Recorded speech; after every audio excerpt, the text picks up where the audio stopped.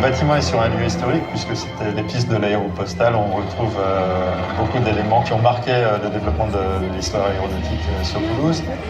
C'est un lieu privilégié de l'Aerospace Campus parce que ça va être complètement dédié à l'aéronautique et l'espace et à l'innovation. Et on est juste à côté du campus de Rangueil, donc on retrouve ici vraiment tous les partenaires importants sur la zone d'innovation de Toulouse. Bonjour à tous et bonjour plus particulièrement, j'ai gardé le meilleur pour la fin, à la famille Daguet. François Daguet, René François, le neveu et le légataire universel d'Antoine de Saint-Exupéry. Merci à la famille Daguet d'être ici parce que vous avez tous compris que si nous sommes à travers ce magnifique projet et à travers cet événement que constitue une inauguration dont vous avez compris qu'il n'y en avait rien d'ordinaire, nous sommes projetés vers l'avenir, mais cette projection vers l'avenir, cette ambition que nous portons collectivement, elle est inspirée. Et elle est inspirée par un passé glorieux. Ça s'est passé ici, il y a presque un siècle. Le premier vol, c'était le 25 décembre 1918. Le premier vol de l'aviation civile. L'avion civil, elle est née ici, à Montaudran, avec des hommes de génie qui ont pris des risques fous, qui avaient une passion incroyable et qui ont réussi.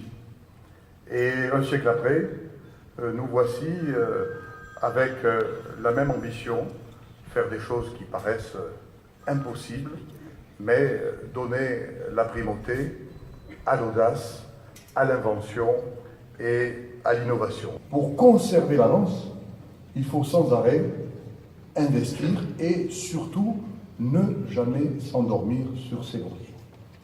Nous démarrons d'ici la fin de l'année, à 2 pas d'ici, la création de la Maison de la Formation qui portera le nom glorieux de Jacqueline Auriol.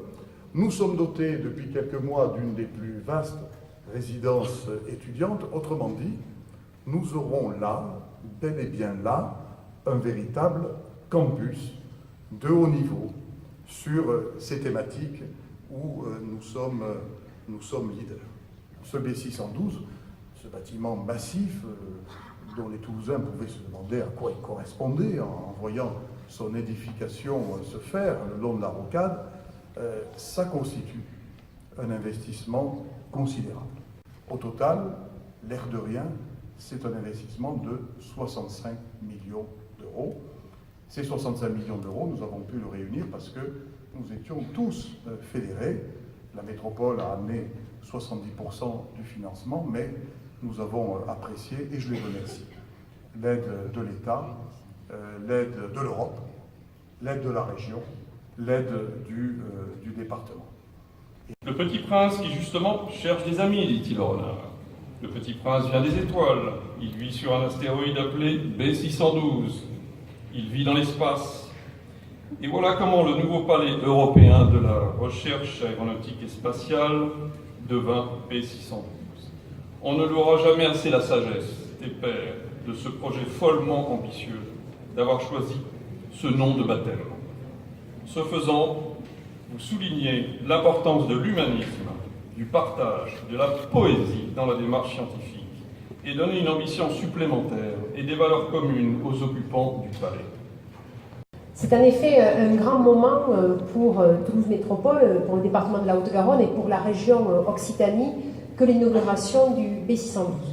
Parce que, bien entendu, l'Occitanie vraiment vit grâce à l'aéronautique et au spatial, et son cœur bat en effet pour l'aéronautique, le spatial et pour bien sûr les systèmes embarqués. C'est une formidable filière économique avec une dynamique remarquable, mais cela nous permet de pleinement incarner la région Occitanie, d'être la région de l'innovation.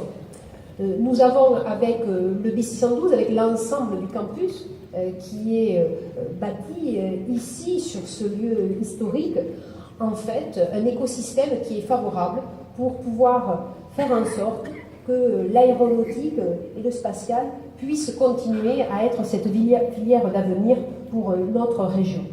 Puis il y a une moins bonne nouvelle pour moi, c'est que naturellement, tout a été dit.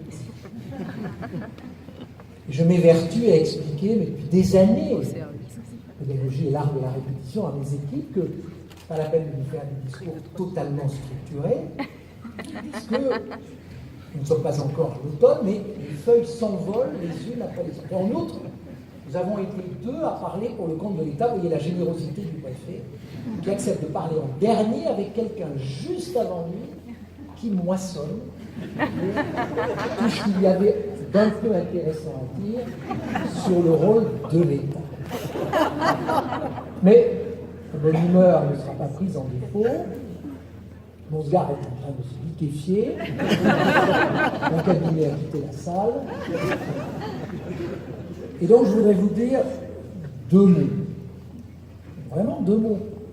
Le premier sur la formidable alliance qui a été rappelée des deux fondateurs. Donc en gros, ce qui a été fait ici, c'est-à-dire l'alliance de l'IRT et du pôle Aérospace Vallée. C'est parce qu'il y a eu cette conjonction, cette union, finalement, du pôle Aérospace Vallée, sur lequel, depuis 2005, nous fondons véritablement beaucoup d'espoir, 900 projets qui ont été labellisés à mi-parcours, c'est-à-dire de 2005 à juin 2016, 500 financés sur 900, et un total cumulé d'1,270 milliard d'euros,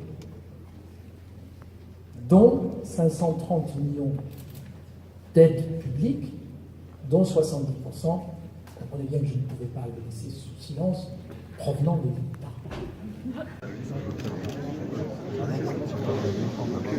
Je suis très sensible aux aspects symboliques et la présence de la succession de la Fondation Saint-Exupéry, pour moi, est un très beau témoignage. Ce bâtiment d'ailleurs, qui est un bâtiment totem, est à un carrefour entre la mémoire, beaucoup de pistes de l'aérospatiale, et bien sûr, comme bâtiment totem de l'innovation de Montauban Aerospace. Donc c'est une belle journée. Et après, c'est vrai qu'on a besoin, on est le premier pôle européen dans le domaine de l'aéronautique et de l'espace, et il manquait un lieu pour incarner ça. Et maintenant, ce lieu, on l'a. Souvent, on nous compare à Hambourg, et Hambourg a son grand bâtiment sur le salle. Et c'est vrai que c'est quelque chose qui manquait, parce que la dimension de Toulouse qui paraissait d'Hambourg, ça n'a rien à voir, et c'est pas pour être négatif vis-à-vis de nos collègues allemands, mais on a au niveau académique, au niveau formation, au niveau des entreprises, tous les grands groupes sont ici, et on a énormément de petites entreprises qui développent des pépites. On a la chance d'avoir à la fois l'aéronautique, l'espace et les acteurs du transport terrestre dans le domaine des systèmes embarqués. Donc on a vraiment tout ce qu'il faut pour réussir dans les révolutions qui sont en cours. On parlait d'intelligence artificielle. L'intelligence artificielle, c'est aussi ce qui est nécessaire dans le transport autonome, que ce soit des transports terrestres autonomes. On a EasyMind qui fait des démonstrations depuis quelques mois sur Toulouse, ou le transport autonome aérien, avec Toulouse qui candidate pour être un pôle d'expérimentation sur tout ce qui est la mobilité urbaine aérienne. Là, la visite se termine. Il faut que je vous dise un truc. Les équipes se sont installées ici, elles se sont senties instantanément très bien dans le bâtiment, et la perfection technique des installations nous permet de réaliser complètement nos ambitions.